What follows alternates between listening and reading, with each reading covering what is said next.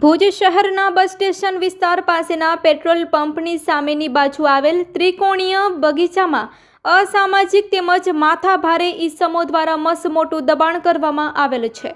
અમુક માથાભારે ઈસમો આ દબાણનું માસિક ભાડું પણ ઉઘરાવી રહ્યા છે અને અહીંના આ દબાણને કારણે વહેલી સવારથી મોડી સાંજ સુધી સતત ટ્રાફિક સમસ્યા રહે છે અને રાહદારીઓ તેમજ એસટીની બસો તેમજ અન્ય વાહનોને ખૂબ જ કનડગત ઉદ્ભવે છે।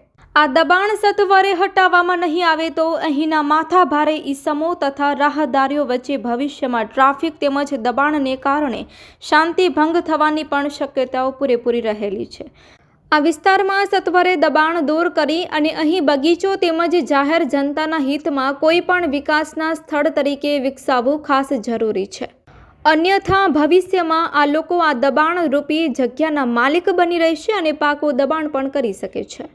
ભુજ શહેરના બસ સ્ટેશન વિસ્તાર પાસે આવેલ ત્રિકોણીય બગીચાનું દબાણ સત્વરે દૂર કરવા બાબતે ભુજ નગર સેવા સદન ભુજ કચ્છને રજૂઆત કરવામાં આવી।